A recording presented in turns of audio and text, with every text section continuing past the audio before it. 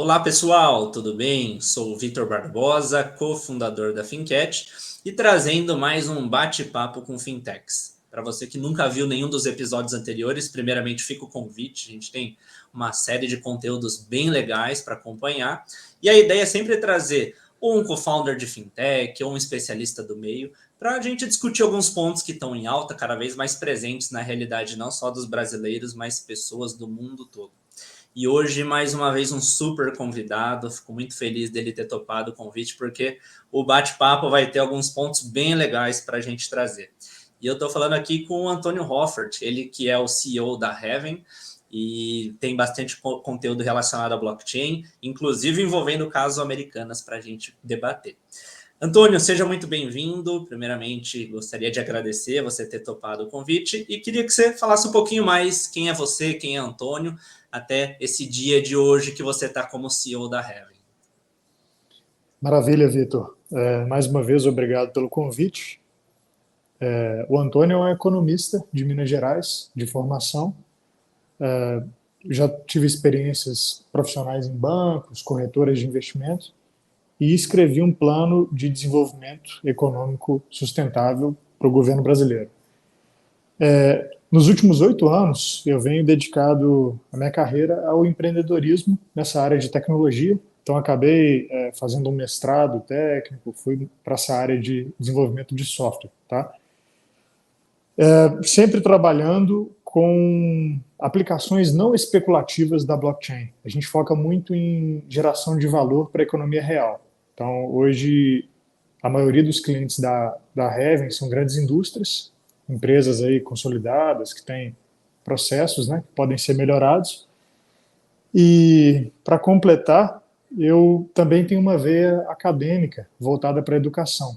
Sou professor na Fundação Dom Cabral e na Esquemar, que é um mestrado francês, e as disciplinas que eu leciono são basicamente finanças tradicionais, a gente chama de Investment and Risk Management, e também blockchain, que é a minha paixão e área de expertise. Esse é um rápido background aí da experiência do Antônio. Muito bom. Acho que a gente gosta bastante de trazer profissionais como você aqui, porque tem essa visão e essa experiência do mercado, mas tem esse lado acadêmico. E até você vai ver que eu vou, em alguns momentos, pedir para você explicar algumas coisas, porque o nosso público é o mais variado, que acaba ou já estando, já usando alguma solução financeira digital, ou está querendo conhecer. E essa primeira pergunta vai justamente nisso. Você comentou do blockchain. Muita gente deve lembrar lá atrás, 2008, blockchain, Bitcoin. Mas se alguém tivesse descido hoje na Terra, como que você explica o que é o blockchain? Qual que é a funcionalidade? Boa pergunta, hein, Vitor? Bom, o blockchain pode ser entendido como um protocolo de comunicação, tá? Mas diferente de tudo que a gente está acostumado, o blockchain ele tem uma redundância de informação e uma estrutura de incentivos também para as pessoas que validam essas informações, que no final do dia a gente tem um repositório de informação em que todos os dados que lá foram registrados são invioláveis, imutáveis, não manipuláveis, né? E isso, por mais simples que pareça, permite um rol de aplicações que vão gerar valor para empresas, para pessoas físicas, etc., né? O grande ganho do blockchain, do ponto de vista das criptos, né, é evitar o que a gente chama de gasto duplo. Gasto duplo é, por exemplo, se eu estiver usando a internet, o Web 2, né, que a gente chama, se eu passei um e-mail para o Vitor pode replicar esse e-mail para N pessoas e ele não perde a custódia desse e-mail, né? Então, a blockchain, como é esse protocolo de comunicação em que todos os validadores estão validando as mesmas informações, a gente consegue, né, construir um ledger ali onde não existe o gasto duplo. Se você transferiu um criptoativo para alguém, você deixa de ter aquela custódia e aquela pessoa passa a ter aquele criptoativo. No final das contas, o que a gente tem é uma base de dados compartilhada em que todo mundo concorda sobre aquele estado transacional final da base. E isso vira também um terreno de confiança para empresas. registrarem ali as suas transações, né, e ter a confiança de que nenhuma está sendo privilegiada naquele registro, mas que ambas estão, né, trocando ali informações num terreno neutro. Muito bom. Apresentado Antônio, apresentada a blockchain. Agora eu queria que você comentasse um pouquinho mais sobre o que é a Heaven, quando que surgiu essa ideia, como você acabou desenvolvendo, e em que momento vocês estão. Maravilha, Vitor. Olha, a Heaven surgiu para resolver um problema de segurança da informação, na sua natureza mais básica, tá? E a Heaven, depois disso, virou uma solução para monitorar processos e contratos entre empresas. Existe, Vitor, uma teoria econômica, e eu gosto de recorrer à teoria econômica pelo background, acho importante, que se chama custos de transação. Tá? Em inglês é mais fácil de procurar sobre ela, mas é o mesmo nome, é Transaction Costs. E todo economista que conseguiu melhorar um pouquinho essa teoria acabou ganhando um prêmio Nobel. Então isso já é um indicativo que a sociedade valoriza e é importante. Né? O que diz a teoria de custos de transação? Toda empresa acaba gastando uma grande parte da receita em custos de transação, quer ela queira ou saiba ou não. Tá? E, por exemplo, um exemplo clássico de custo de transação é você monitorar os seus contratos e fazer o enforcement, que é fazer com que eles aconteçam da forma que é esperado. Tá? Muitas vezes a gente acha que fazer um contrato, assinou, acabou, mas na verdade a negociação tem um custo muito alto, depois o monitoramento desse contrato tem um custo muito alto, garantir que todas as informações vão estar disponíveis no momento certo, que todos os responsáveis vão atuar da forma correta, né? E a gente descobriu na Heaven que um contrato nada mais é do que um alinhamento de expectativa futura entre as partes, só que no D0. É como se antes de casar, né, você fizesse o casamento esperando que vai dar tudo certo. E a prática tem muito mais textura, né, do que essa intenção ali inicial. Então a gente criou a Heaven para ser esse monitoramento que certifica os contratos entre as empresas, utilizando a tecnologia blockchain como esse background de confiança, e aí sincroniza, tá? A gente vai sincronizar, por exemplo, informações que antes ficavam completamente isoladas nos ERPs, ou nos sistemas legados das empresas, né? Então, eu tenho meu SAP aqui, eu tenho meu banco de dados, eu acho que é isso que está acontecendo, a outra empresa acha que é isso que está acontecendo, e você tem fornecedores e clientes com versões diferentes, às vezes, do mesmo contrato. Um acha que recebeu a mais, o outro que pagou a mais, ou vice-versa. E no final das contas, a Heaven veio para ajudar nessas medições, nessa interface entre empresas, ajudando as empresas terem visibilidade, monitorarem seus contratos e terem um custo de transação menor. Essa é a essência. Muito bom, e eu sei que tenho aqui um acompanhado, a Heaven está atuando em dois importantes projetos. Um deles do programa FinDesLab, inclusive ele é financiado pelo Banco do Estado do Espírito Santo, e a Heaven também está na lista do radar Inditec, do Hub da Federação das Indústrias do Estado de Minas Gerais.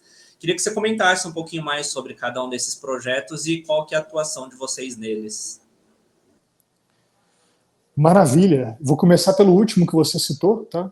Inclusive, hoje eu estou aqui no meio de uma feira da FinDlab e arrumei aqui um espaço para a gente conversar.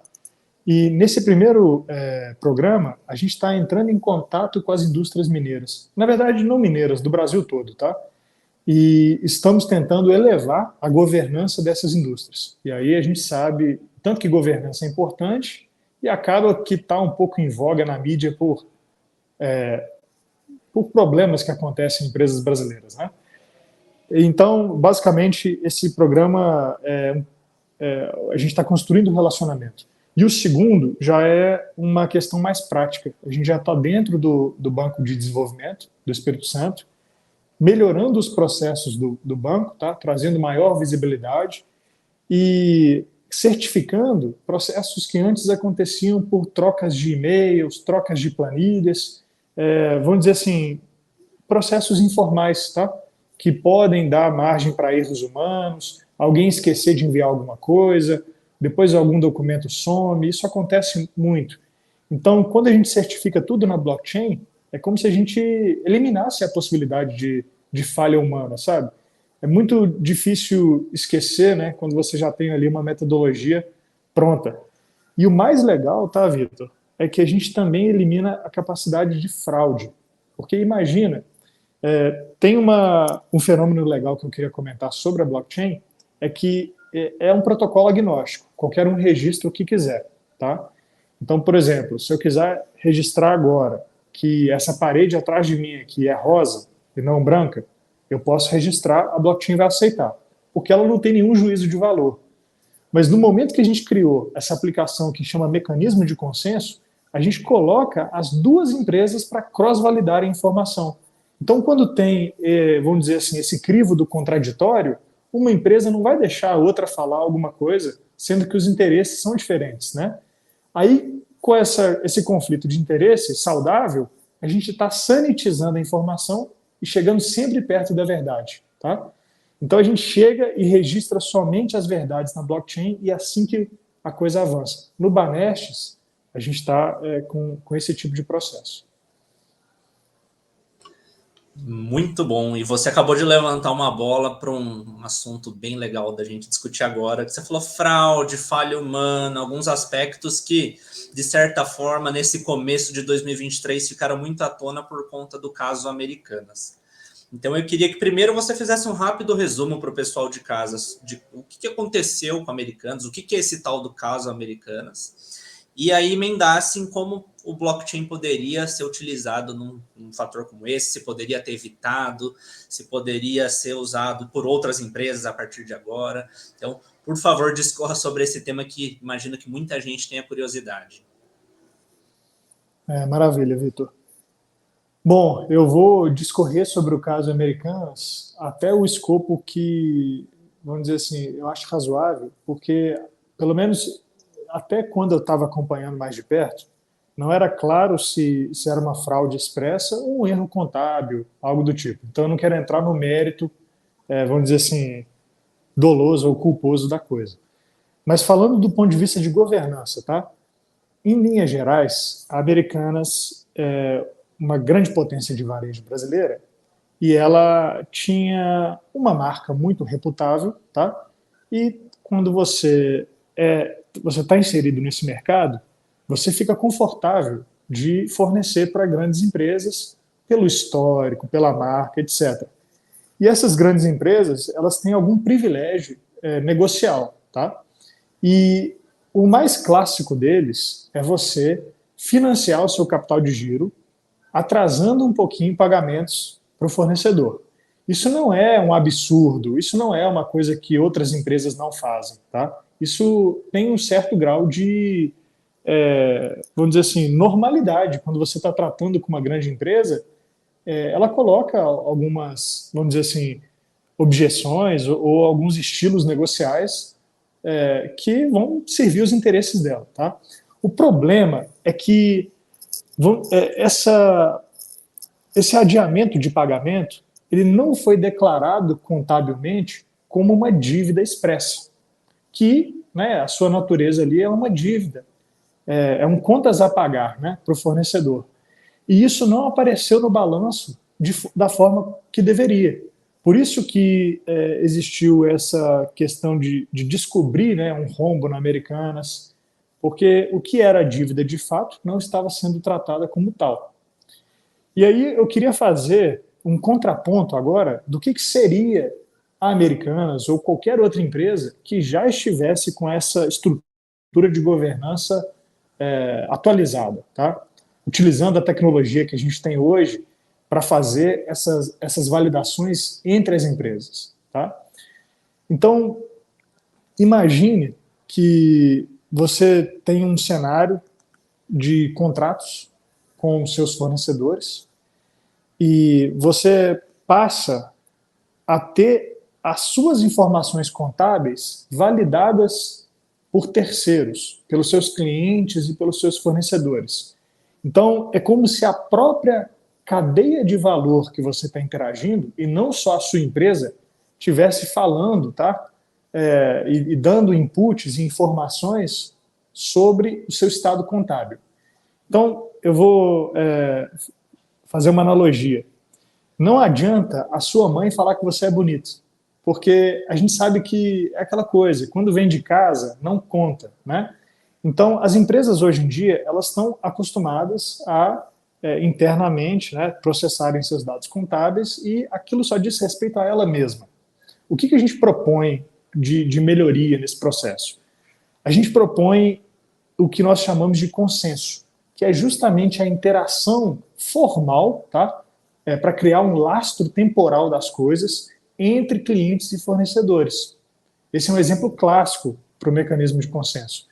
Então imagina que a empresa vai lá e compra de você, né, da sua empresa, e ela vai pagar a prazo, mas vocês fazem uma medição. E aquela transação, ela tem dois resultados frios contábeis. Ela tem um resultado de inventário, que é o acréscimo no estoque, né, físico, que foi transmitido de uma empresa para outra, e ela também tem agora um resultado financeiro, que existe um valor a ser pago, né? Então imagina que a gente dá visibilidade total para esses outputs e ao mesmo tempo a empresa que você está fazendo o negócio, ela concorda com você que aquela é a realidade, tá? E aí, mais uma vez, vem aquela questão do consenso, que parece básica, mas resolve um problemão. A Americanas, se ela fosse registrar uma transação dessa, o fornecedor não deixaria a Americanas dizer que aquela dívida era inexistente, porque ambos na relação ali sabiam que era uma relação de fornecimento e a contrapartida ao material é o pagamento, né? Então, o consenso que sairia dali é de fato aquele débito, tá? E tendo esse débito, esse passivo ali certificado pela blockchain, todo o balanço contábil seria formado por centenas ou milhares desses processos de consenso. E aí, se você soma, né, e faz a apuração de todos os consensos e vê quais são os impactos no inventário e os impactos financeiros desses consensos, você vai conseguir derivar o balanço dessa empresa. Caso tudo, né, tanto as saídas quanto as entradas estejam sendo realizadas via mecanismo de consenso. E aí o mais legal, Vitor, não estou falando que foi isso que aconteceu, tá? Mas assim, hipoteticamente, mesmo se um gestor quisesse fraudar alguma coisa nessa metodologia de consenso, ele não conseguiria, porque ele teria que envolver uma contraparte que tem um interesse completamente diferente do dele. Então, é como eu falo agora do ponto de vista filosófico, tá? Uma vez que a gente fez esse setup de ideias, existia um dilema no século XIX se a natureza do homem era boa ou ruim, né? O Rousseau falava que nasce bom e depois ele vai apodrecendo pela sociedade, e o Hobbes falava, não, ele já é o lobo do homem desde quando ele nasce, é selvagem, blá, blá, blá. Mas não importa agora, nesse viés tecnológico, qual que é a natureza humana, porque é impossível você fraudar, do mesmo jeito que é impossível você fraudar uma blockchain com registros ali de criptoativos. Não tem como você duplicar uma transação.